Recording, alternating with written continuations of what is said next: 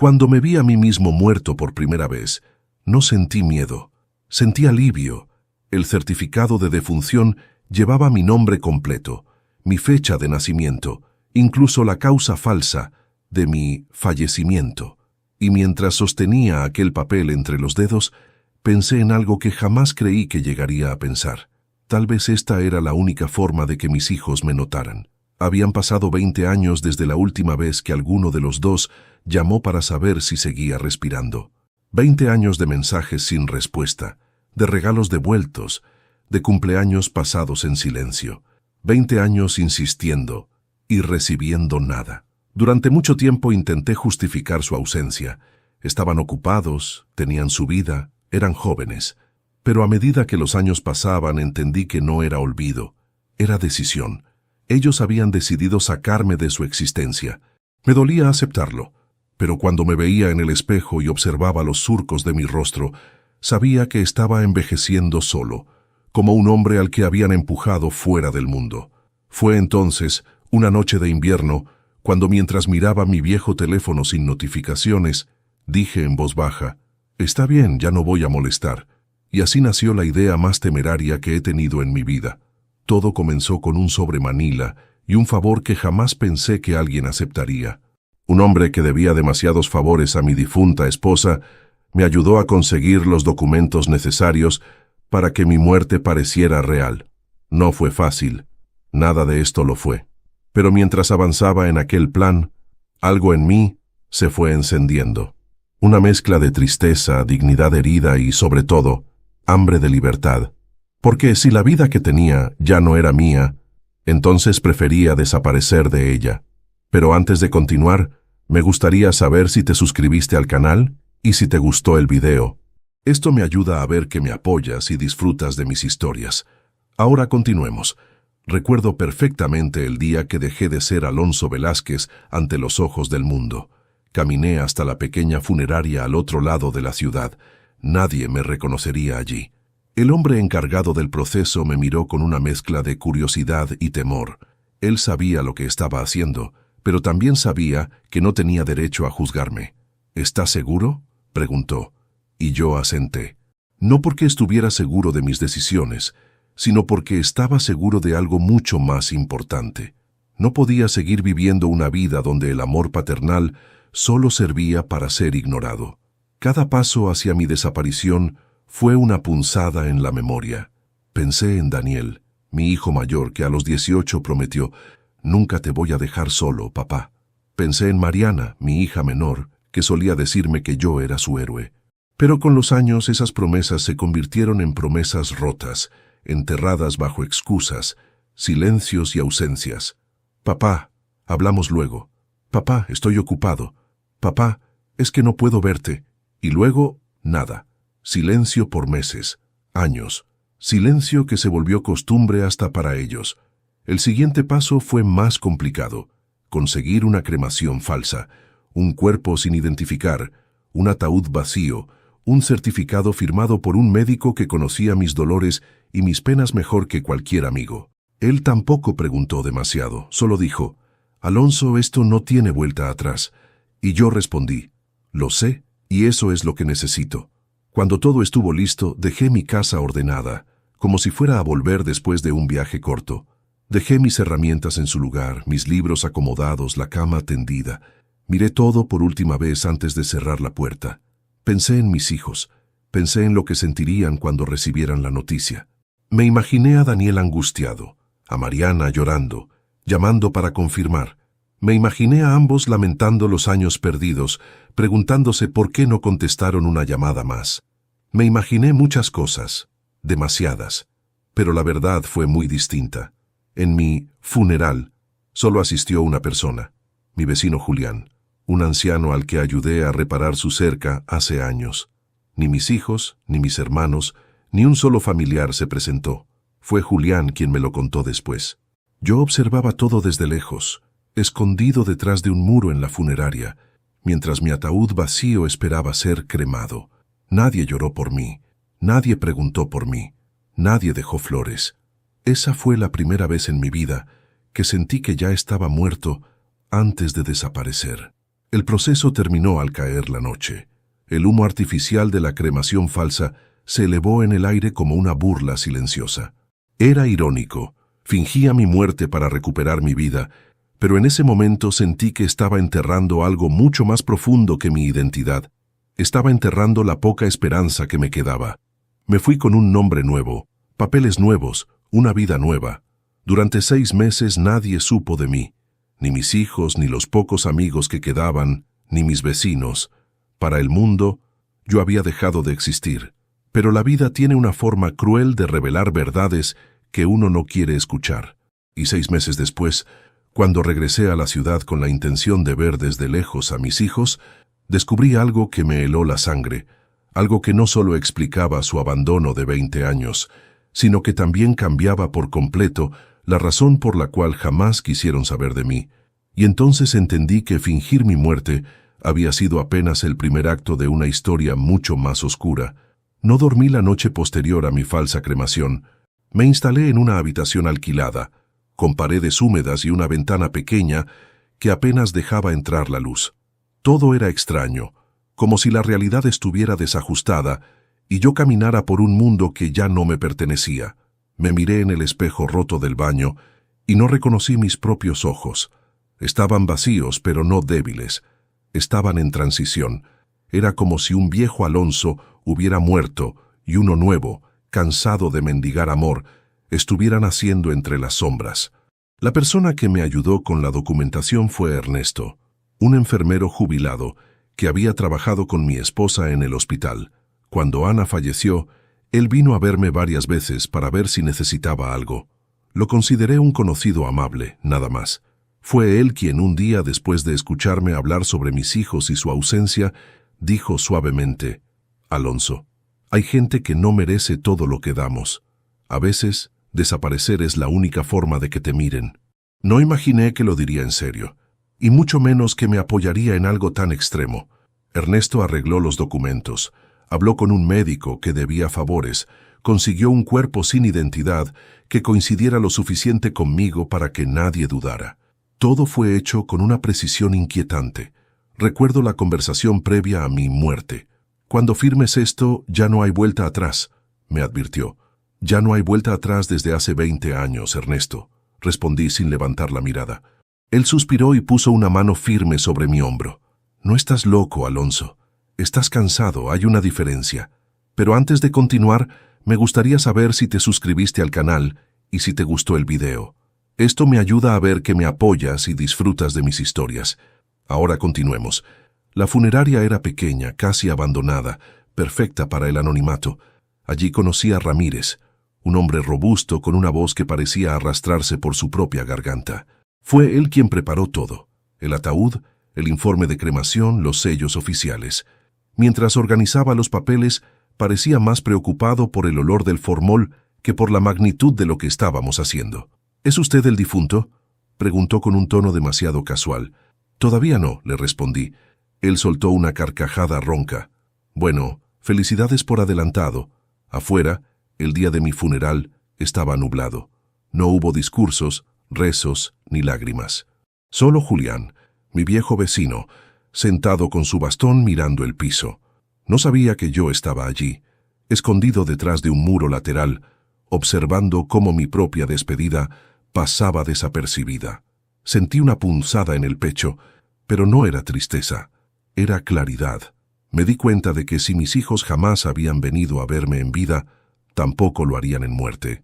Esa tarde, mientras escuchaba el ruido metálico del crematorio preparándose, Ernesto se acercó a mí y dijo: «Esto es lo último, Alonso. Después de hoy serás libre». «¿Libre de qué?», pregunté, aunque ya sabía la respuesta. «De la esperanza», respondió. «Esa suele ser más pesada que el dolor». Cuando el humo comenzó a salir por la chimenea, cerré los ojos. No por miedo, sino por respeto. No estaba quemándose un cadáver, estaba quemándose la parte de mí que se había quedado esperando durante 20 años frente a un teléfono mudo, la parte que enviaba regalos sin recibir un gracias, la parte que justificaba lo injustificable.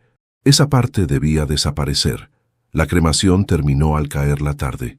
Ernesto me entregó una urna llena de cenizas que no eran mías. Para el acta, dijo, tiene que lucir real. La tomé con una mezcla de ironía y tristeza. Nunca creí que sostendría mi propia ceniza. Esa noche me mudé con un nombre falso, Simón Aguilar. Ya no era Alonso Velázquez para el gobierno, ni para el registro, ni para mis hijos, ni para nadie. Caminé por las calles como un fantasma con carne y huesos, invisible, irrelevante para todos excepto para mí mismo. Los siguientes días fueron extraños. No sabía cómo existir sin esperar una llamada que nunca llegaba. De repente tenía tiempo, silencio y una libertad incómoda que me rodeaba como una habitación vacía demasiado grande. Empecé a llevar un diario donde escribía cosas simples. Lo que comía, lo que veía, los sonidos de la calle. Era mi forma de recordar que seguía vivo. Durante esos 6 meses en la sombra, me dediqué a observar a mis hijos desde lejos. A distancia, parecían exitosos, felices, estables. Iban a restaurantes elegantes, publicaban fotos sonriendo, celebraban cumpleaños y ascensos laborales. Ni una mención de mí, ni una visita al lugar donde supuestamente estaban mis cenizas. Nada. Era como si jamás hubiera existido. Fue entonces cuando noté algo extraño. Mi hijo Daniel siempre almorzaba con la misma persona, un hombre delgado de traje oscuro que hablaba con él de forma tensa, como si lo presionara. Mariana, por su parte, evitaba mirar su teléfono durante horas enteras, como si temiera ver algo allí. Cada uno tenía una sombra detrás, un secreto que parecía haberse enquistado mucho antes de mi muerte. La primera pista apareció en una cafetería. Daniel se reunió con el hombre del traje y dijo una frase que me perforó. Yo no quería hacerlo. Me obligaron. No tuve elección. El hombre respondió, tu padre ya no es un problema. Céntrate en seguir pagándonos. Sentí cómo mis rodillas temblaron. ¿Obligaron? ¿Pagarnos? ¿Qué tenía que ver mi hijo con gente así? Fue en ese momento, observándolos desde una mesa apartada, cuando entendí que mi regreso no solo sería un regreso emocional, sino un regreso necesario. Había una verdad enterrada detrás del abandono, una verdad que mis hijos nunca me dijeron, una verdad que no podía ignorar. Y supe, con una certeza que me heló la sangre, que mi desaparición no había sido una liberación, había sido una trampa que alguien más había colocado hace años, y yo acababa de regresar para desactivarla. Los días siguientes a aquel descubrimiento se convirtieron en una rutina silenciosa, casi ritual. Me despertaba temprano, preparaba un desayuno sencillo y me sentaba junto a la ventana del pequeño cuarto que alquilaba. Desde allí veía a la gente caminar sin prisa, entrar en las tiendas, conversar con naturalidad. Los observaba vivir mientras yo intentaba recordar qué se sentía pertenecer a algo, a alguien. Y aunque mi muerte me había dado una especie de libertad, también me había condenado a una soledad más profunda que la que conocí cuando estaba vivo para el mundo. A veces escribía cartas que jamás envié. Cartas para Daniel, para Mariana, incluso para mí mismo. En una de ellas anoté, no sé si hice lo correcto, pero sé que ya no podía seguir viviendo donde jamás fui visto. Era una frase que me pesaba cada vez que la leía, porque desaparecí esperando que mis hijos, al menos, se preguntaran por mí. Pero no lo hicieron. Ni una llamada al antiguo vecino, ni una visita al sitio donde reposaban mis cenizas. Nada. Y aunque parte de mí esperaba ese gesto mínimo, acepté finalmente que la ausencia era la respuesta definitiva. Durante esos 6 meses, sin embargo, mi instinto de padre se negó a morir. Algo en mí insistía en observarlos desde lejos, no para castigarlos, no para juzgarlos, sino para entender. Quería saber por qué 2 personas que un día me llamaron papá habían decidido actuar como si yo hubiera dejado de existir mucho antes de desaparecer. Fue así como empecé a seguir la rutina de cada uno, manteniendo distancia, cuidando de no ser visto. Lo hacía con una precisión casi militar, como si estuviera investigando una vida ajena. Daniel, mi hijo mayor, llevaba una vida perfectamente ordenada, casi demasiado ordenada. Llegaba a su oficina a las 8:00 en punto, almorzaba todos los días en el mismo café y caminaba por la misma ruta hacia su casa. Pero lo que me inquietaba era la tensión que parecía rodearlo como una sombra adherida a su espalda. Un día lo vi detenerse en plena calle, respirar hondo y sacudir las manos como si intentara calmarse. Otro día, al pagar la cuenta del café, sus dedos temblaron tanto que casi dejó caer la billetera. Parecía perseguido por algo, o por alguien. Mariana, en cambio, vivía con una serenidad que no coincidía con la que recordaba de ella. Siempre fue sensible, emotiva, impulsiva. Sin embargo, ahora parecía moverse como una mujer que había aprendido a contener cada emoción. Trabajaba en una galería de arte y sonreía a los clientes, pero su sonrisa nunca alcanzaba los ojos. Cada vez que su teléfono sonaba, su cuerpo entero se tensaba, y cuando revisaba mensajes, su respiración se aceleraba apenas un segundo antes de volver a su ritmo normal. Era como si viviera con un recordatorio constante de algo que no debía olvidar. Yo observaba y anotaba, pero antes de continuar, me gustaría saber si te suscribiste al canal y si te gustó el video. Esto me ayuda a ver que me apoyas y disfrutas de mis historias. Ahora continuemos. Comencé a hacer una lista mental, y luego escrita, de comportamientos extraños. No se trataba ya de comprender por qué me habían abandonado hace tanto tiempo, sino de entender qué o quién los tenía atrapados ahora, porque era evidente que no eran libres.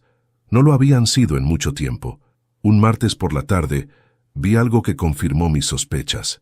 Daniel caminaba hacia su edificio cuando el hombre del traje oscuro, el mismo que había escuchado presionarlo en la cafetería, lo interceptó en la esquina. No estaban discutiendo, estaban negociando, o al menos eso parecía. Daniel hablaba rápido, nervioso. El hombre, en cambio, gesticulaba con la calma de quien tiene el control absoluto. Al final, Daniel le entregó un sobre grueso, y el hombre lo guardó sin siquiera revisarlo. Aquella imagen me atravesó. Mi hijo, mi propio hijo, haciendo pagos.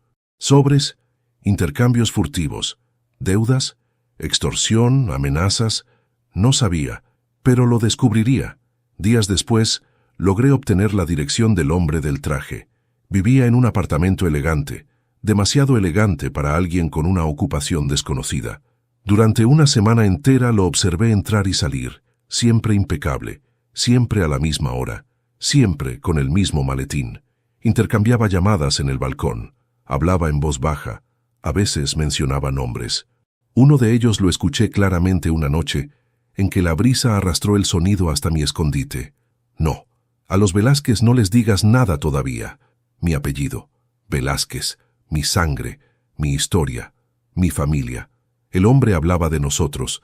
Esa noche casi reveló mi identidad de la manera más impulsiva e imprudente posible, pero logré contenerme, porque si algo había aprendido en esos 6 meses como fantasma, era que la paciencia puede ser más poderosa que la furia. Y lo que se estaba gestando no requería emoción, requería precisión. Mis sospechas crecían, pero nada me preparó para lo que escuché un viernes por la tarde mientras seguía a Mariana desde la galería de arte hasta un edificio cercano. Ella entró al vestíbulo y posteriormente vi salir al mismo hombre del traje con el mismo maletín. Caminaba despreocupado, pero su mirada revisaba todo a su alrededor. Parecía seguro de que nadie lo seguía, pero yo estaba allí. Y lo escuché cuando al contestar su teléfono dijo: «Sí, todo está bajo control. Ninguno de los hijos sospecha nada, y el viejo, muerto, está mejor». Sentí el golpe en el pecho como si me hubieran enterrado un puñal. El viejo, muerto, está mejor. Hablaban de mí, y eso significaba que sabían quién era. Sabían que existí. Sabían que me borraron. Y no solo eso, sino que lo consideraban conveniente. Volví al cuarto alquilado con el corazón latiendo como si quisiera romperse. Caminar era difícil, respirar era difícil, pensar era un tormento. ¿Quiénes eran esas personas? ¿Por qué mencionaban mi apellido con tanta soltura? ¿Por qué Daniel y Mariana parecían sometidos a ellos? ¿Cuánto tiempo llevaba esta conspiración en marcha? Me senté en la cama, tomé mi diario y escribí temblando. No volví para que me extrañaran. Volví porque descubrí que nunca me dejaron ir. Y esa noche decidí que ya no actuaría como un fantasma. La próxima vez que los viera, no sería desde las sombras, sería frente a ellos, con mi nombre, con mi verdad, y con el peso de todo aquello que me habían ocultado durante 20 años. Volver a mi ciudad después de 6 meses fue como caminar dentro de un recuerdo que ya no me pertenecía. Todo estaba igual y a la vez distinto. Los árboles seguían alineados en la avenida principal, pero parecían más altos. Los edificios permanecían firmes, pero parecían más fríos. La gente seguía con prisa, pero ninguna mirada se detenía en mí. Era lógico. Ya no era Alonso Velázquez. Era un fantasma con piel, huesos y un nombre que no significaba nada para nadie. Me instalé en una pensión discreta, a pocas cuadras de donde viví durante 40 años. El dueño, un hombre calvo y amable llamado Teodoro, me dio la llave sin hacer demasiadas preguntas.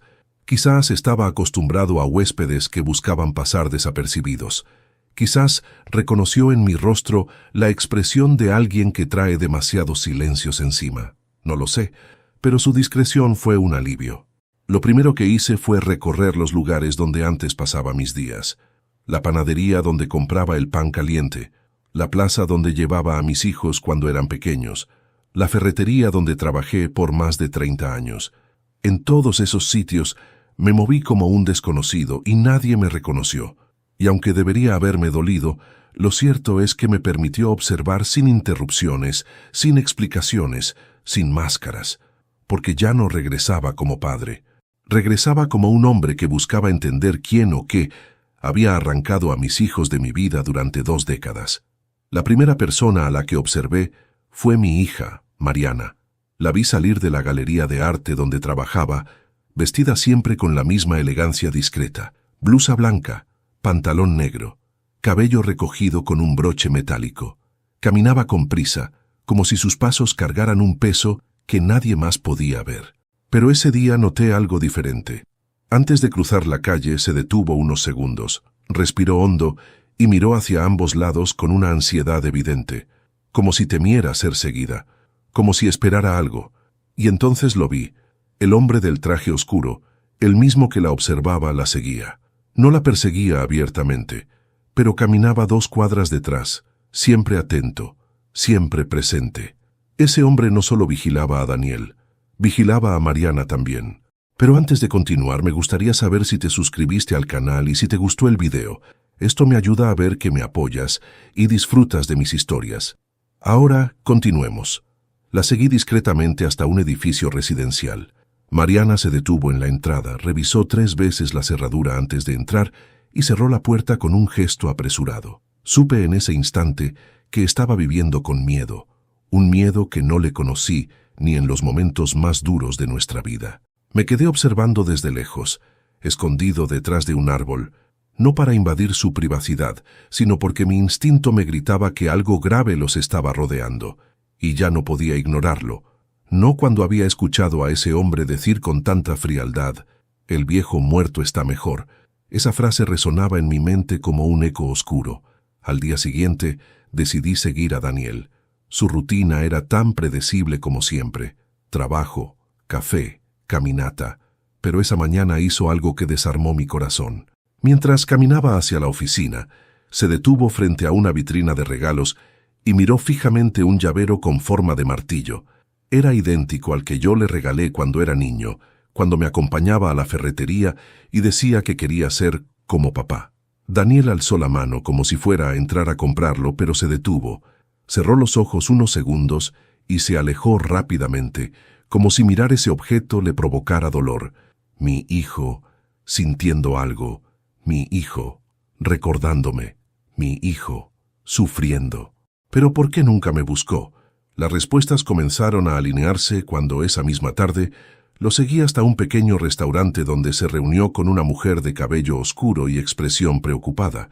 Ella tomó su mano sobre la mesa y le dijo en voz baja, «Daniel, tienes que decirle la verdad algún día». «No puedo», respondió él con la voz quebrada. «Nos metieron en esto. Nos usaron. No sabes lo que nos hicieron cuando éramos jóvenes». Aquellas palabras golpearon mi pecho con la brutalidad de una tormenta. Nos metieron en esto. Nos usaron. Cuando éramos jóvenes.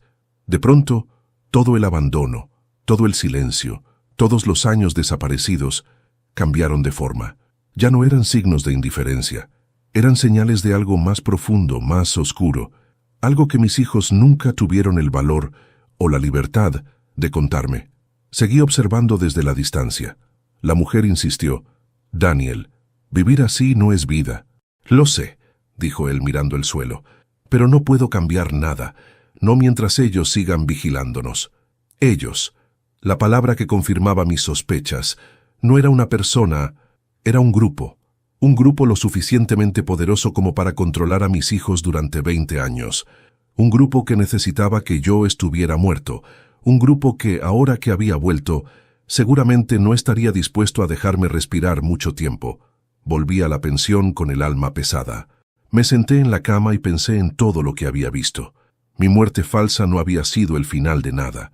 Había sido el comienzo de una verdad que yo ignoré, mientras mis hijos eran arrastrados por fuerzas que nunca vi venir.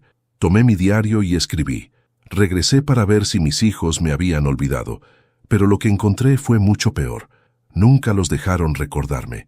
Y entonces comprendí que ya no regresaba para ser su padre. Regresaba para recuperar lo que nos habían quitado, y para enfrentar a quienes habían destruido 20 años de nuestra historia familiar. Descubrí la verdad por accidente. O quizás no fue accidente. Quizás fue que, después de tanto tiempo, moviéndome como un fantasma, por fin estaba en el lugar exacto donde debía estar. Era una tarde gris, con un viento frío que arrastraba hojas secas por las aceras. Esa clase de días en los que uno siente que algo está por romperse, o por revelarse. Yo seguí al hombre del traje oscuro, manteniendo varios metros de distancia, escondiéndome entre autos estacionados y escaparates. Él caminaba con la misma seguridad de siempre, como si el mundo entero fuera un tablero donde todas las piezas estaban bajo su control. Llegamos a un edificio antiguo, de ladrillos oscuros y ventanas estrechas. El hombre entró sin tocar, sin anunciarse, como quien se siente dueño del lugar. Yo esperé unos segundos antes de acercarme. Las cortinas del primer piso estaban entreabiertas, apenas unos centímetros, pero suficientes para ver lo que ocurría adentro. Me acerqué con cautela, respirando despacio, con el corazón golpeándome el pecho como un puño cerrado. Y entonces los vi, Daniel y Mariana, mis dos hijos, sentados frente al hombre del traje, cabizbajos, como dos niños castigados. El hombre hablaba con una calma que me erizó la piel. Ya tienen muy claro lo que ocurrirá si se salen del plan, decía. Ustedes saben lo que pasó antes. No querrán que se repita. Mariana levantó la vista con los ojos brillosos. Por favor, déjanos en paz. Hemos pagado por 20 años. 20. Ya basta.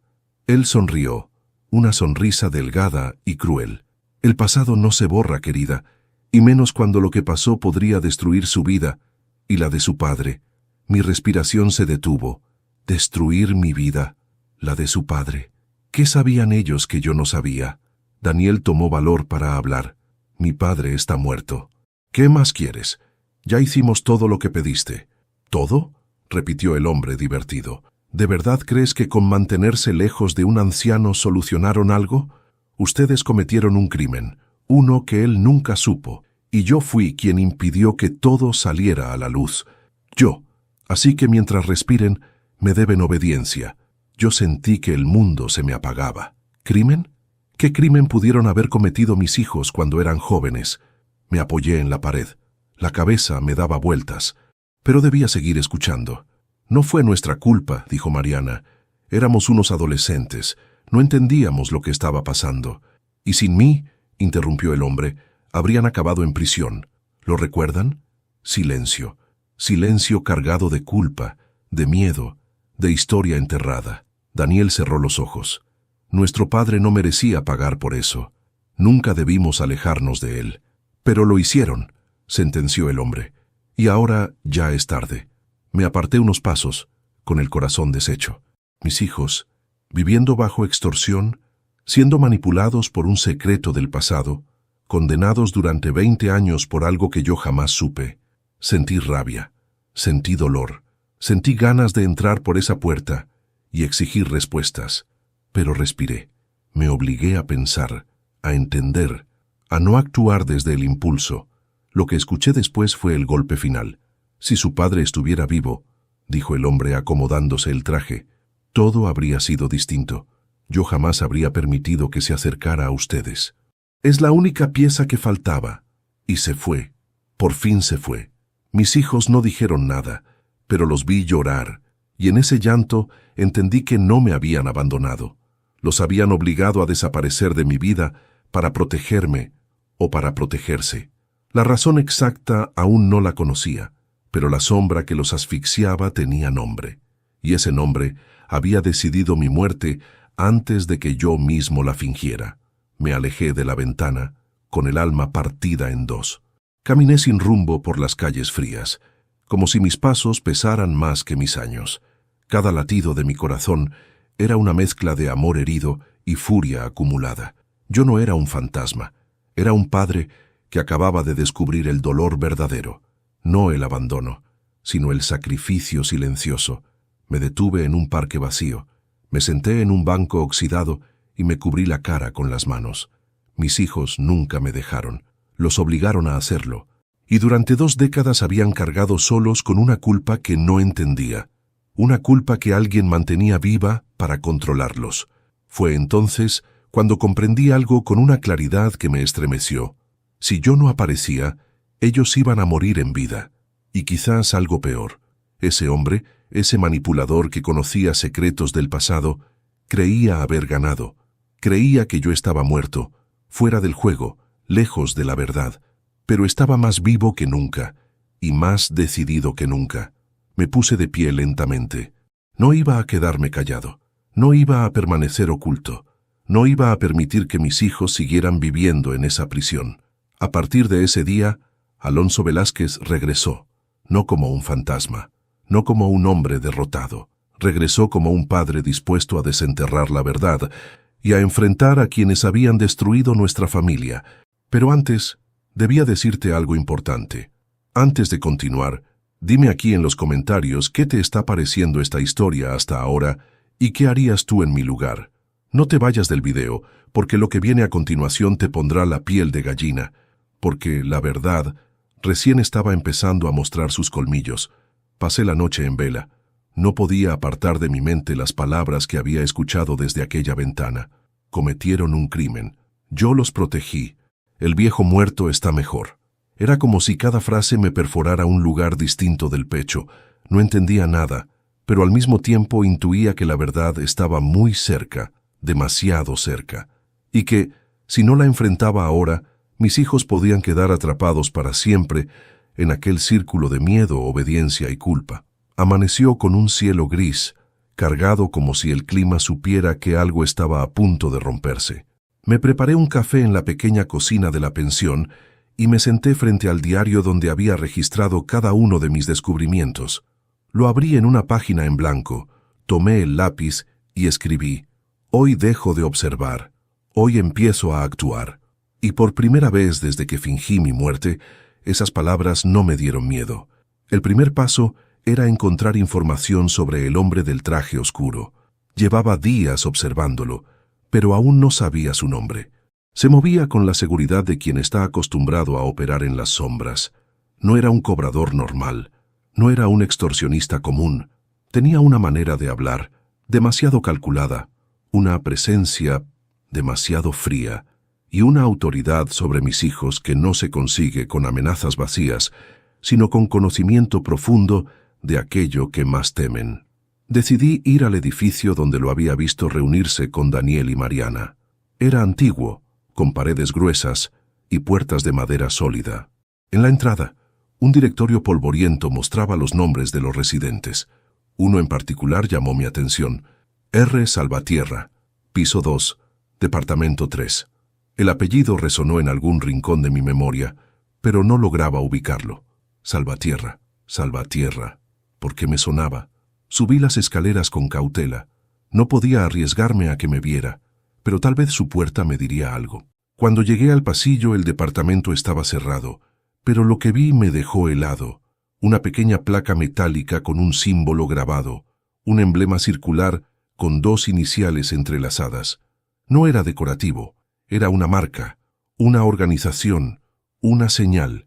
Necesitaba pruebas, pruebas que demostraran quién era realmente ese hombre y qué relación tenía con mis hijos. Mientras bajaba las escaleras, escuché una conversación detrás de una puerta entreabierta. «¿Ya te enteraste?», preguntó una voz femenina. «Sí», respondió un hombre. Dicen que Salvatierra está manejando un caso viejo otra vez, algo de una familia, Velázquez. Me detuve en seco. Mi apellido seguía apareciendo donde menos lo esperaba. Contuve el aliento para escuchar más. ¿Y para qué quiere reabrir algo tan antiguo? No lo sé. Dicen que ese caso casi arruina su carrera hace 20 años. 20 años. El mismo tiempo que mis hijos dejaron de hablarme. Salí del edificio con un presentimiento oscuro. Lo que había ocurrido 2 décadas atrás no había sido un accidente. Tampoco había sido algo pequeño. Y ese hombre, Salvatierra, había estado involucrado desde el principio. Decidí que era hora de enfrentar el pasado. Fui hasta mi antigua casa.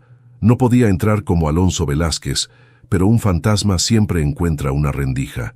La puerta trasera tenía la misma cerradura vieja que yo había prometido cambiar, y nunca cambié. Una patada suave, y se dio. Sentí un nudo en la garganta al entrar. El olor era diferente. Los muebles habían cambiado, pero las paredes, esas seguían siendo las mismas que escucharon los llantos de mis hijos cuando eran pequeños. Caminé directo al estudio, mi antiguo refugio. Tal vez allí quedaba algún documento, algún recuerdo que me ayudara a conectar piezas. Abrí cajones, busqué entre carpetas, revisé fotos antiguas. Nada. La casa había sido limpiada, ordenada, vaciada de mí. Pero en el último cajón del escritorio encontré un sobre amarillento, escondido bajo una tabla suelta. Un sobre que no recordaba haber visto nunca. Lo abrí. Dentro había una carta, escrita con la letra temblorosa de mi esposa. La fecha era de hace 20 años, justo antes de que mis hijos se alejaran. Alonso, no sé cómo decirte esto sin romperte, pero nuestros hijos están en problemas graves. Cometieron un error que no saben cómo enfrentar. Alguien llamado Salvatierra los está presionando. Dice que si no cooperan, tú pagarás las consecuencias. No te lo dije antes porque tenía miedo. Miedo de perderlos. Miedo de perderte. Haré lo que pueda por protegerlos. Perdóname si guardo esto sola. Mis manos comenzaron a temblar. Ana, mi esposa, lo sabía. Había cargado sola con ese secreto. Mientras yo pensaba que mis hijos me abandonaban sin motivo. Ellos me alejaron para protegerme. Ella guardó silencio para protegerlos, y Salvatierra los mantuvo bajo su control todos estos años. Sentí una punzada de rabia, de culpa, de amor mezclado con desesperación. Mi familia había sido destrozada por un secreto que jamás me dieron la oportunidad de enfrentar, no por falta de amor, sino por miedo. Guardé la carta en el bolsillo interior de mi chaqueta. Era mi primera prueba, mi primera arma. Y entendí que ya no estaba investigando una intriga cualquiera. Estaba abriendo una herida antigua, profunda, sangrante. Salvatierra había enterrado a mi familia en vida. Y durante años, nadie lo enfrentó. Hasta hoy. Me acerqué a la ventana del estudio, vi mi reflejo envejecido, mis ojos cansados. Pero también vi la determinación que creía perdida. No regresé para pedir amor. Regresé para exigir verdad. Y si Salvatierra había gobernado nuestras vidas durante 20 años desde las sombras, era hora de sacarlo a la luz. Salí de mi antigua casa con la carta de Ana apretada entre los dedos, como si fuera un pedazo de mi propia alma que por fin regresaba a mí. El aire de la tarde olía a polvo y a despedida. Caminé sin rumbo durante varios minutos, todavía digiriendo lo que había leído. Mi esposa había cargado sola con un secreto que habría destrozado a cualquier padre. Mis hijos habían vivido 20 años bajo el control de un hombre capaz de manipular, extorsionar y amenazar a una familia entera. Y yo, en mi ignorancia, había creído que simplemente me habían olvidado. Pero la verdad había sido mucho más cruel. Mientras avanzaba por la acera, el peso de la carta parecía atraerme hacia un solo lugar, la casa de Julián, mi viejo vecino. No sé por qué pensé en él. Quizás porque fue el único que asistió a mi supuesto funeral. Quizás porque, de alguna manera, él representaba el lazo más honesto que quedaba de mi vida anterior. O tal vez porque en momentos de tormenta uno busca instintivamente un refugio familiar. Toqué la puerta 3 veces. El sonido hueco reverberó en el interior. Y entonces escuché pasos lentos, arrastrados. La puerta se abrió. ¿Simón?, preguntó Julián, usando mi nombre falso. Respiré hondo. Era el momento. Por fin, después de meses de sombras, Diría la verdad, pero no a Daniel, ni a Mariana, ni a Salvatierra, a Julián, a mi único testigo, a mi última conexión con quien fui. No, Julián, dije con voz firme, no soy Simón.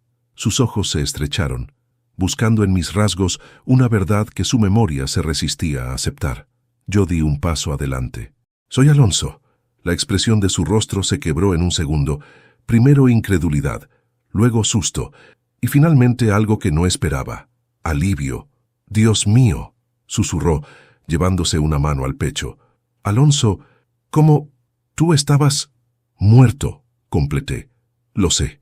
Entré antes de que pudiera desmayarse y cerré la puerta. Su casa olía igual que antes, a madera vieja, café recién hecho y recuerdos pegados a las paredes. Siéntate, por favor, le dije. Tenemos mucho de qué hablar. Nos sentamos frente a frente, como dos ancianos que se preparan para desenterrar un secreto demasiado pesado. ¿Por qué lo hiciste?, preguntó finalmente. Saqué la carta de Ana y la puse sobre la mesa. Por esto, respondí. Julián tomó la carta con manos temblorosas. A medida que leía, sus ojos se llenaban de lágrimas. Entonces era verdad, murmuró. Tus hijos no te abandonaron por voluntad propia. Nunca lo hicieron, dije, y apenas ahora lo entiendo. Él guardó silencio un momento, como si necesitara ordenar los trozos de la historia en su cabeza. Alonso, ¿y qué piensas hacer ahora que volviste? Esa era la pregunta que había estado evitando desde que fingí mi muerte. Pero ahora, la respuesta comenzaba a formarse. Quiero enfrentar a Salvatierra, respondí. Quiero saber qué crimen cargan mis hijos, por qué los manipuló y por qué creyó que sería mejor que yo estuviera muerto. Julián negó suavemente con la cabeza. Él no es un hombre cualquiera, Alonso. Lo he visto por el vecindario, tiene una presencia oscura. Es como si todos bajaran la mirada cuando pasa. Lo sé, respondí, y por eso debo enfrentarme a él. ¿Tú solo? No estoy solo. Tengo lo que él no espera, la verdad, y la ventaja de estar muerto para todos menos para ti. Julián sonrió con tristeza. Tu esposa estaría orgullosa. Ese comentario me golpeó. Ana, mi Ana, siempre protegiendo, siempre cargando más de lo que debía. Ella intentó salvarnos, murmuré, pero no pudo con todo y ahora me toca a mí. Julián apoyó su mano sobre la mía. Entonces no te detendré, pero prométeme algo. Cuando todo esto termine, dile a tus hijos que nunca estuviste enojado con ellos. No pude responder. La emoción me cerró la garganta. Se hizo un silencio largo, cómodo, necesario. Julián me observaba como si quisiera memorizarme, como si temiera que volviera a desaparecer. Y yo entendí que, a pesar de que me había borrado del mundo, alguien todavía me consideraba parte de él. Me levanté para despedirme. ¿A dónde vas ahora?, preguntó. A buscar algo que Salvatierra jamás pensó que encontraría, respondí. El archivo de Ana. Ella guardaba todo, nombres, fechas, conversaciones, incluso cosas que yo no sabía de mis hijos. Si hay una pista sobre el crimen del pasado, estará ahí. Julián asintió lentamente. Ten cuidado, Alonso. Él no juega limpio. Yo tampoco, dije con una determinación que me sorprendió. Salí de su casa y el viento frío golpeó mi rostro como un recordatorio de que el mundo no había cambiado. Pero yo sí. Mientras caminaba hacia donde antes vivíamos Ana y yo, pensé en todo lo que había pasado en esos 20 años. El silencio de mis hijos, el funeral vacío, la extorsión, el secreto, la culpa, la pérdida. Pero ahora había encontrado algo que no tenía antes: dirección. Ya no era un hombre roto, que fingió su muerte para dejar de sufrir. Era un padre que regresaba para rescatar a sus hijos del abismo en el que fueron arrojados cuando eran demasiado jóvenes para defenderse.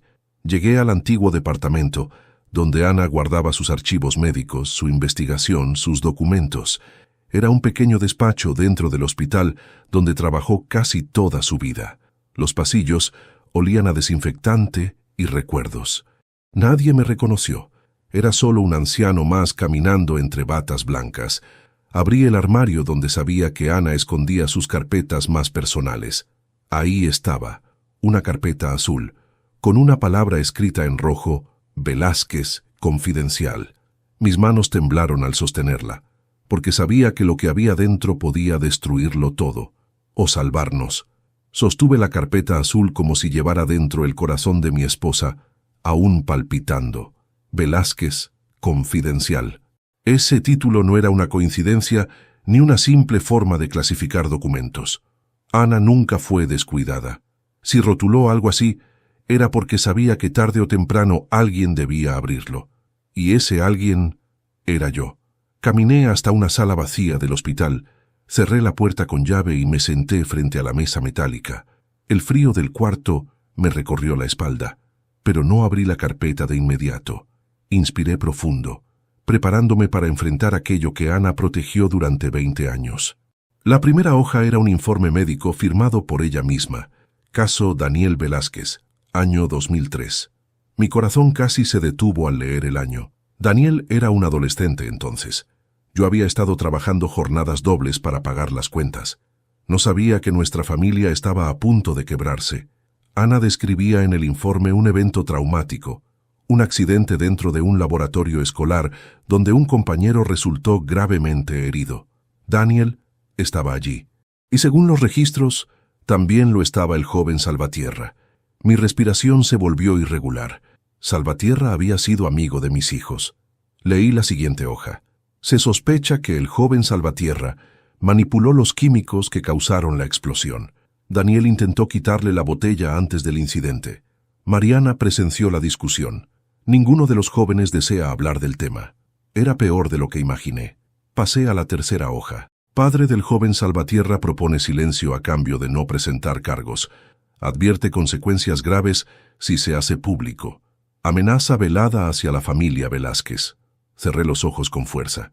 Mi familia había sido chantajeada durante 20 años, porque mis hijos quisieron impedir una tragedia generada por otro.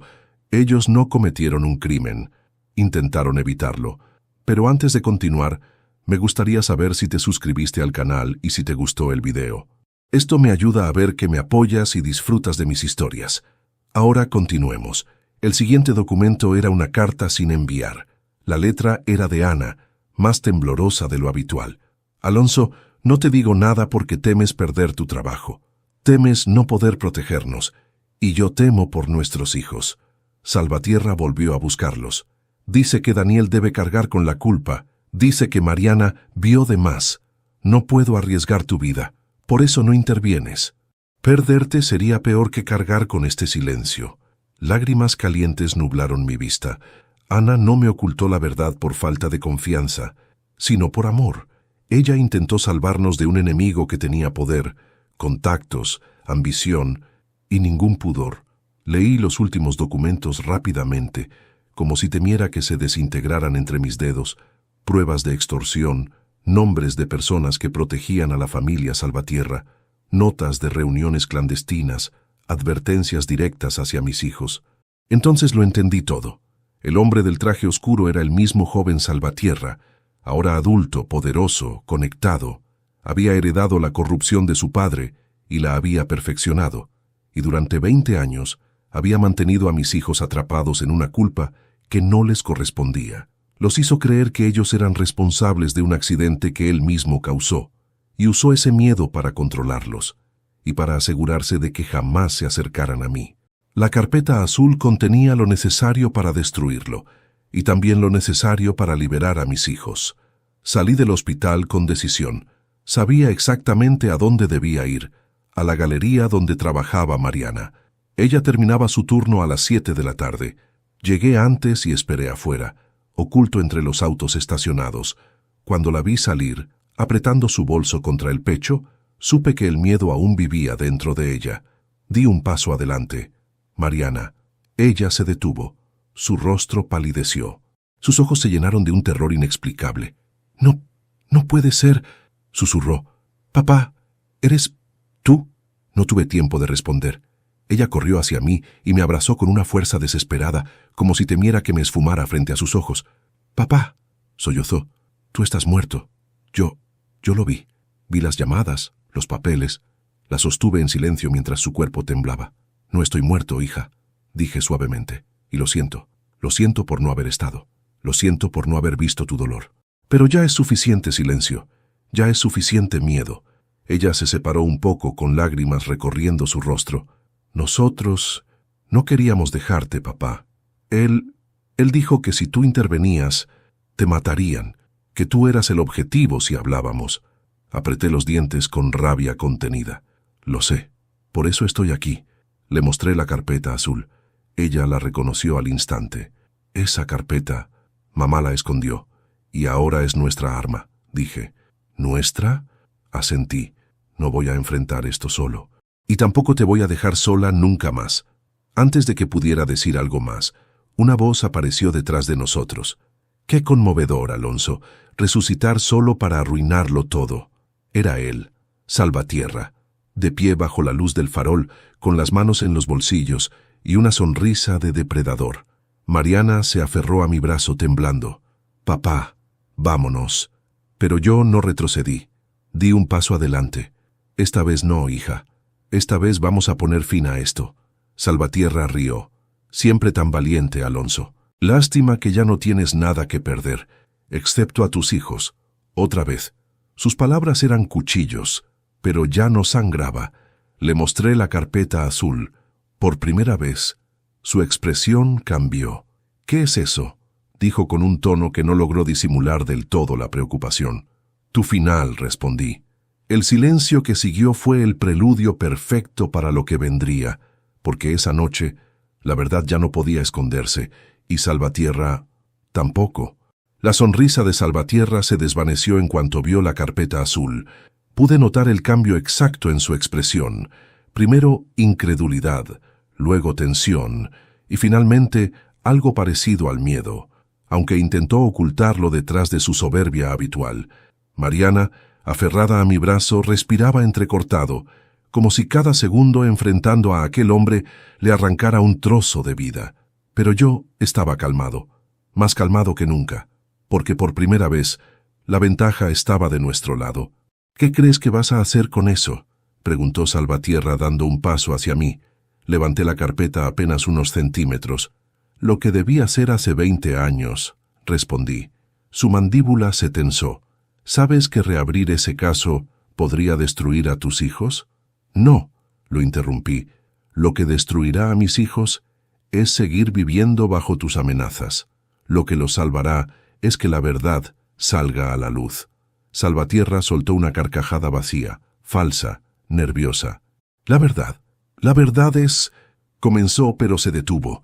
Algo en mis ojos hizo que tragara saliva y cerrara la boca, porque esa noche no era yo quien temía, era él. En esta carpeta, continué, está todo lo que necesitas temer. Informes de tu padre manipulando pruebas, detalles del accidente que tú provocaste, testimonios que nunca salieron a la luz, y el informe de Ana, que demuestra que mis hijos intentaron detenerte. Eso no prueba nada, gruñó. Prueba suficiente para hundirte, dije. Y más importante aún, para liberar a mis hijos de ti. Mariana lloraba en silencio. No era miedo, era alivio. Salvatierra dio un paso más, su voz un susurro agresivo. No vas a ir a la policía. No te van a creer. Tú estás muerto, Alonso. No existes. No tienes identidad, no tienes derechos. Sonreí levemente. Me subestimas si crees que ese es un obstáculo. Él frunció el ceño. ¿Qué hiciste? Lo que cualquier hombre con tiempo, dolor y voluntad de proteger a su familia haría, respondí sin apartar la mirada. Antes de venir aquí, visité a un viejo abogado amigo de mi esposa, un hombre que sí está dispuesto a reabrir el caso, y que ya tiene copia de todo lo que hay en esta carpeta. La máscara de Salvatierra se quebró por completo. ¿Qué? Y no solo eso, agregué. También envié otra copia a un periodista de investigación. Uno de esos que aman exponer a familias poderosas. ¿Te suena el apellido Salvatierra en un titular? Mariana tomó aire bruscamente. Yo mantuve la mirada fija en él. No puedes hacer eso, balbuceó. Ya lo hice. Su respiración se volvió errática. La seguridad que lo envolvía como un traje a la medida comenzó a resquebrajarse. Ese hombre, que había controlado a mis hijos durante 2 décadas, de pronto parecía pequeño. Mariana habló entonces con una voz que no le había escuchado nunca. Nos robaste la vida, le quitaste a mi padre 20 años, nos hiciste creer que éramos culpables, nos separaste, nos hiciste mentirle a todos, y ahora ¿Tú tienes miedo? Salvatierra retrocedió. Por primera vez. Yo di un paso adelante, no con furia, con dignidad. ¿Sabes qué es lo más curioso de todo esto, Salvatierra? Pregunté. Fingí mi muerte para escapar del dolor, pero ese acto me permitió ver la verdad. Me permitió ver a mis hijos siendo torturados en silencio, mientras tú jugabas con sus vidas. Y ahora cada día que sigas respirando libertad, dependerá de mi silencio. Pero ya no pienso callar. Él miró a su alrededor, como buscando apoyo en las sombras. No había nadie. Podemos llegar a un acuerdo, intentó decir. Yo puedo detener todo. Puedo proteger a tus hijos como lo hice antes. ¿Proteger? Espeté. No sabes lo que significa esa palabra. La protección verdadera es la que se da sin cadenas, la que se da con amor. Y tú no sabes lo que es el amor. Solo sabes manipular, destruir, someter. Salvatierra se llevó las manos al pelo, desesperado. No entiendes, Alonso. Si esto se sabe, yo pierdo todo. Mi trabajo, mis contactos, mi reputación, mi vida. Entonces estamos empatados, dije con frialdad, porque tú nos quitaste la nuestra. Mariana apretó mi mano. Entonces supe que ya no tenía miedo, que estábamos juntos en esto, que por primera vez en 20 años éramos padre e hija del mismo lado del muro. Yo guardé la carpeta bajo mi brazo. La policía te busca desde esta mañana, le informé. Fui yo quien presentó la denuncia. Dijiste que yo estaba muerto, ¿no? Pues un muerto acaba de revivirte todos tus pecados. Él abrió la boca, pero no salió sonido alguno. Solo jadeos. Tienes hasta medianoche, continué, para entregarte. Si no lo haces, las copias que envié serán publicadas. Y créeme, la caída será más dolorosa si intentas resistirla. Esto es una locura. No, corrigí. Esto es justicia. Hubo un silencio largo, tan largo que pude escuchar el temblor en el cuerpo de Salvatierra. Y entonces, algo se rompió dentro de él. Algo invisible, algo que lo había sostenido durante años. Un poder basado en el miedo. Se desplomó contra la pared, sin dignidad alguna. Por favor, Alonso, por favor, no lo hagas. Sus lágrimas no provocaron compasión en mí, provocaron cierre. Mariana habló por última vez. Lo que nos hiciste lo tendrás que enfrentar. Mi padre volvió y tú, se acabó para ti. Yo toqué su hombro suavemente. Vámonos, hija. Él ya no puede hacernos más daño. Nos alejamos, dejando atrás a aquel hombre que durante 2 décadas había sido gigante en nuestras vidas. Ahora era solo un hombre más, quebrado, derrotado, pequeño, y mientras caminábamos hacia la luz del farol, entendí que mi venganza no había sido destruirlo, había sido devolvernos la vida. Salí junto a Mariana de aquel callejón, dejando atrás a Salvatierra hundido en el miedo que él mismo había sembrado durante 2 décadas. La noche era fría, pero por primera vez en mucho tiempo sentí que podía respirar sin que el aire me quemara por dentro. Ese hombre, que durante años había sido una sombra oscura sobre la vida de mis hijos, ya no tenía poder. Su amenaza se había desmoronado ante la verdad que llevábamos en nuestras manos. Caminamos en silencio unos minutos, como si nuestras almas necesitaran ese intervalo para asimilar que algo enorme acababa de romperse, o liberarse. Mariana apretaba mi brazo con fuerza.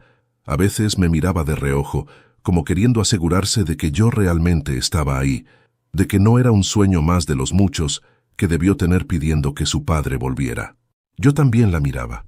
Había crecido, se había endurecido, pero en ese momento tenía los ojos de la niña que un día corrió hacia mí con un dibujo diciendo, «Papá, te quiero». Y supe que ese amor nunca se había apagado. Lo habían obligado a esconderse en un rincón donde pudiera sobrevivir. «¿Vamos a ver a Daniel?», preguntó finalmente con voz suave pero decidida. Asentí sin dudar. «Sí, es momento de que sepa que estoy vivo y que todo esto comienza a terminar». Fuimos caminando hasta su edificio. Las luces del lobby iluminaban la entrada como si nos estuvieran esperando. Mariana temblaba, no de miedo, sino de emoción contenida. Yo, en cambio, sentía un nudo en la garganta. No sabía cómo reaccionaría mi hijo. No sabía si me abrazaría o se desmoronaría. Tal vez ambas cosas. Lo único seguro era que ya no habría más secretos entre nosotros. Mariana llamó al portero, quien la reconoció al instante y nos abrió la puerta. Subimos al segundo piso. El pasillo estaba silencioso, salvo por el sonido lejano del televisor de algún vecino. Cuando llegamos frente a la puerta de Daniel, Mariana respiró hondo. «Papá, ¿estás listo?» «Nunca lo estuve», respondí con sinceridad, «pero es momento de estarlo». Ella tocó la puerta. Una vez, 2 veces. El sonido de pasos se acercó desde el interior.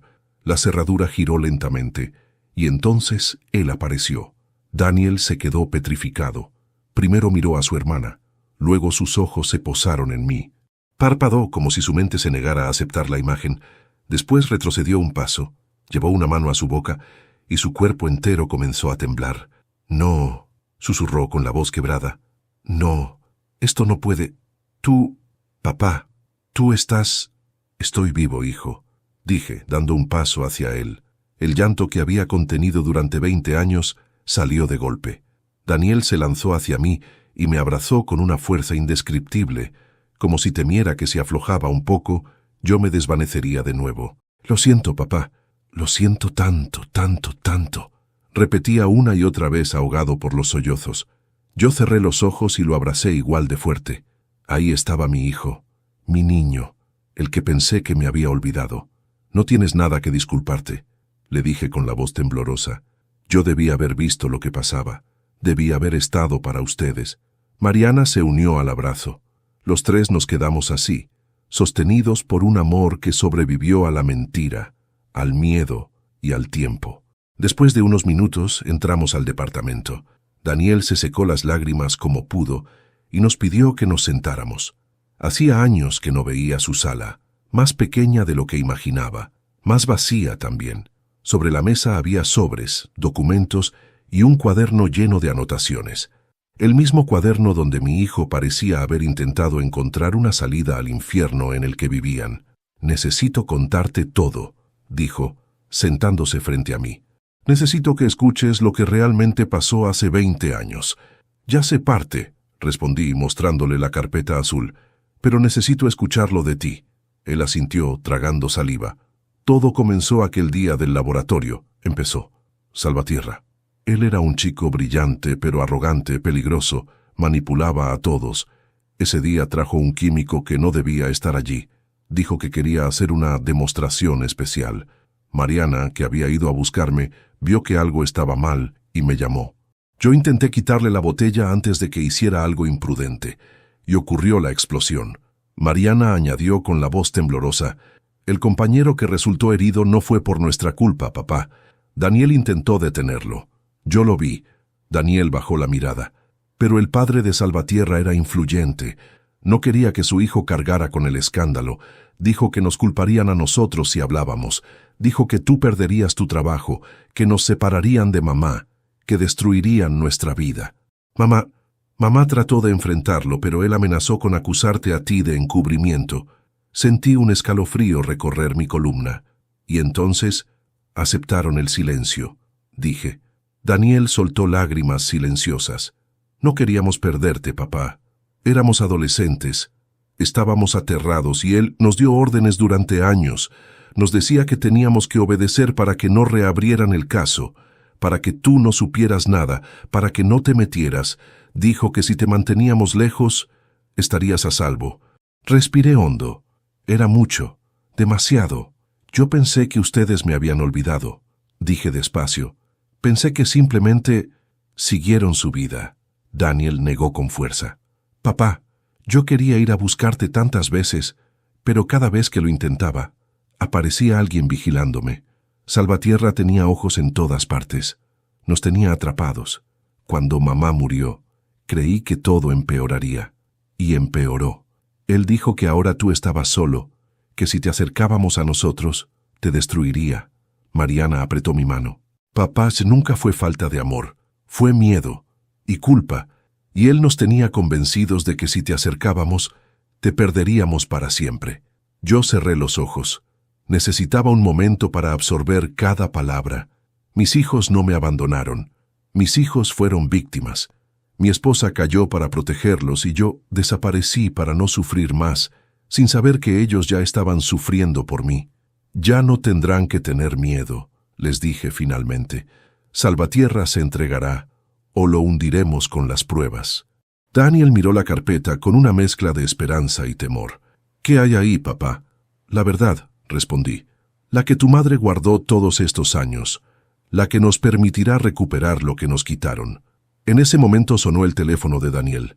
Todos nos tensamos. Él miró la pantalla y palideció. Es Salvatierra. Mariana me miró con terror. ¿Qué hacemos, papá? Yo extendí la mano. Dámelo. Daniel me entregó el teléfono. Contesté sin dudar. Habla Alonso Velázquez. Hubo un silencio helado al otro lado. Luego su voz quebrada. No tenías derecho a volver.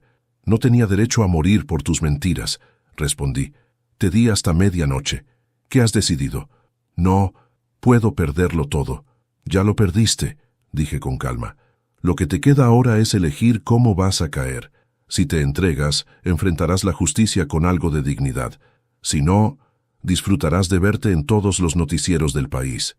Escuché su respiración acelerada, desesperada. Alonso, por favor, mis hijos ya no son tus víctimas, sentencié. Y yo ya no soy tu silencio. Colgué. El eco de mis palabras llenó el departamento. Daniel me miraba con una mezcla de orgullo y alivio. Mariana sostenía mi brazo, como si acabara de recuperar algo que había estado buscando toda su vida. Entonces hice algo que no planifiqué, algo que salió del corazón. Me levanté y abracé a mis hijos. Ya está, hijos míos, ya está, murmuré. Esta vez no nos separarán más. Lloramos los tres. Lloramos por lo perdido, por lo robado, por lo sobrevivido, pero sobre todo, lloramos porque nos volvíamos a encontrar. A la mañana siguiente, Salvatierra se entregó. Las noticias estallaron. Los reportajes cayeron uno tras otro. Su apellido, antes símbolo de poder, se convirtió en sinónimo de corrupción. Yo, en cambio, recuperé algo que creí imposible: mi nombre. Con ayuda del abogado de Ana, mi identidad fue restaurada. Legalmente, volví a existir. Pasaron semanas de trámites, declaraciones, entrevistas, reconstrucciones del caso. Pero durante cada minuto de ese proceso, mis hijos estuvieron conmigo. Y yo estuve con ellos. Comíamos juntos, caminábamos juntos, hablábamos de cosas que debimos hablar 20 años atrás. Era como si la vida, después de tanta oscuridad, finalmente nos permitiera respirar luz. Una tarde, mientras estábamos los tres en un café, Daniel dijo: «Papá, ¿nos perdonas?» Yo los miré, a ambos, a mis dos niños convertidos en adultos heridos. «No tengo nada que perdonar», respondí. «Tengo todo que agradecer, porque pese a todo, siguen siendo mis hijos, y yo sigo siendo su padre». Mariana sonrió entre lágrimas. «¿Y ahora qué, papá?» Miré el cielo. Un cielo claro, perfecto, como si hubiera estado esperándonos. «Ahora», dije, «empezamos de nuevo, y por primera vez en 2 décadas». Los tres lo creímos. Cuando miro hacia atrás y repaso todo lo vivido, aún me cuesta creer que sigo aquí, respirando, sintiendo, caminando al lado de mis hijos como si la vida hubiera decidido regalarme una segunda oportunidad después de tantos años perdidos.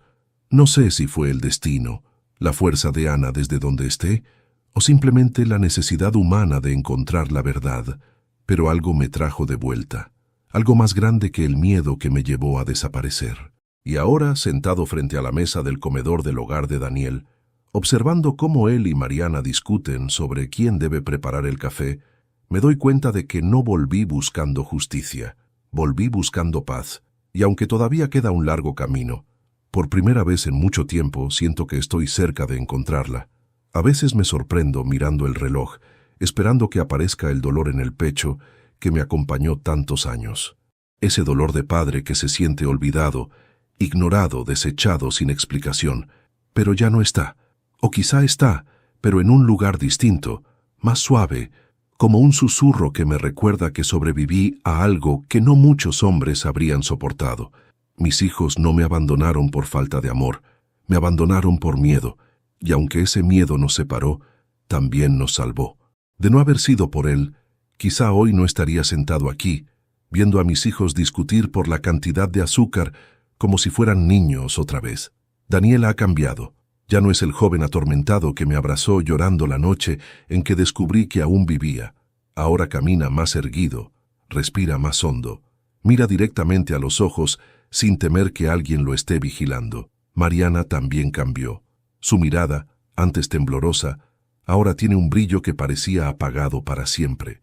Ambos se están reconstruyendo ladrillo por ladrillo, después de vivir 20 años bajo la sombra de un hombre que manipuló sus vidas. Pero la verdad es que yo también estoy cambiando. Me estoy reconstruyendo. Al principio pensé que volver sería simple. Denunciar, enfrentar, reparar.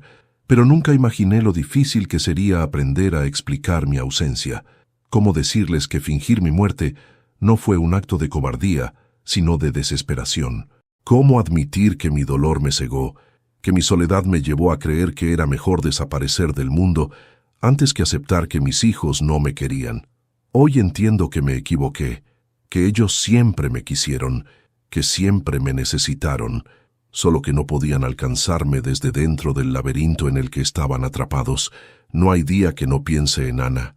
A veces la imagino sentada en el sillón viejo de nuestra casa, con esa expresión serena que tenía cuando trataba de ocultar que estaba preocupada. Ella llevó sola el peso de un secreto que ninguna madre debería soportar. Intentó proteger a nuestros hijos y también a mí, sabiendo que cualquier paso en falso podía destruirnos. Me pregunto, ¿cuántas veces lloró en silencio? ¿Cuántas noches se quedó despierta imaginando cómo escaparía su familia de la red que los atrapaba? Y aunque ya no puedo decírselo, espero que donde sea que esté, pueda ver que cumplí lo que ella no pudo terminar, que su valentía no fue en vano. He pasado días completos revisando la carpeta azul, no porque dude de lo que contiene, sino porque cada documento es una pieza del rompecabezas que nos mantuvo separados tanto tiempo. Las amenazas de Salvatierra, las declaraciones ocultas, las presiones de su padre, los informes falsificados, pero también las notas de Ana, los intentos fallidos de mis hijos de acercarse a mí, las señales que nunca supe ver. Esa carpeta ya no es un arma. Ahora es un recordatorio de lo frágil que puede ser una familia si el silencio se impone sobre la verdad. La justicia avanza lenta, como siempre. Salvatierra está detenido, y aunque seguramente intentará negociar, su caída ya es pública e inevitable. Sus socios se están alejando de él como ratas de un barco hundido. Sus influencias ya no lo protegen, y aunque su destino no es algo que me dé satisfacción, sí me da alivio, porque finalmente mis hijos podrán vivir sin su sombra, sin su voz manipuladora en sus cabezas, sin el peso de una culpa que nunca les perteneció. En cuanto a mí, estoy aprendiendo a vivir otra vez. A veces me miro al espejo y no reconozco al hombre que veo, pero no porque esté envejecido, sino porque estoy cambiando por dentro. He vuelto a sentir hambre por la vida. He vuelto a sentir curiosidad por las cosas sencillas. He vuelto a reír sinceramente. Y aunque no tenga una casa propia ni un rumbo fijo aún, tengo algo mejor. Tengo a mis hijos. Tengo un lugar donde puedo entrar sin sentir que no pertenezco. Tengo una mesa donde puedo sentarme y ser escuchado. Tengo una familia rescatada del silencio. Hace unos días Daniel me preguntó si quería quedarme a vivir con él mientras ponía mi vida en orden, como dijo. Me reí, no por burla, sino porque me conmovió profundamente. Le respondí que no quería ser una carga. Él se levantó de la mesa, se acercó a mí y puso las manos sobre mis hombros. Papá, dijo, tú nunca fuiste una carga. Lo que pasó no fue culpa tuya. Déjanos compensarte ahora. No supe qué decirle. Solo lo abracé. Mariana, por su parte, me invitó a su galería para mostrarme sus últimas obras. Caminé entre los cuadros y cada trazo, cada sombra, cada color contaba una historia que yo no había podido ver crecer.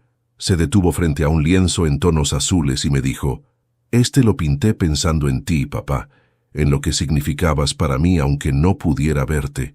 Y por primera vez en mucho tiempo lloré sin miedo, sin vergüenza. Lloré porque entendí que mis hijos nunca dejaron de amarme. No sé cuánto tiempo me queda en este mundo.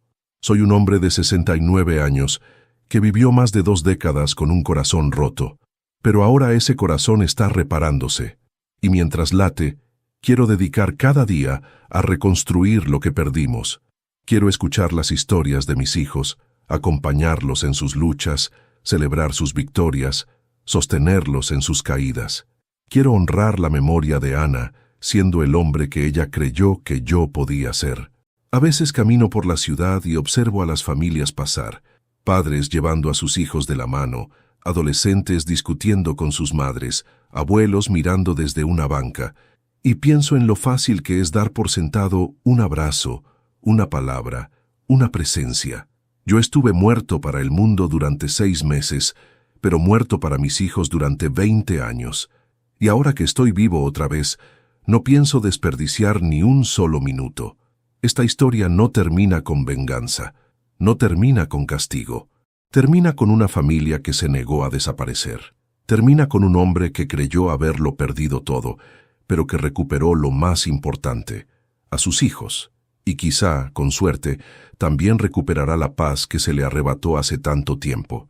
La vida aún no ha terminado para mí, y mientras camine sobre esta tierra, prometo no volver a esconderme nunca más. Gracias por escuchar mi historia. Si te conmovió, te invito a suscribirte al canal, darle me gusta al video y dejar un comentario contándome desde qué ciudad nos ves, qué te pareció esta historia y qué habrías hecho tú en mi lugar. Soy Alonso Velázquez, y esta fue mi historia.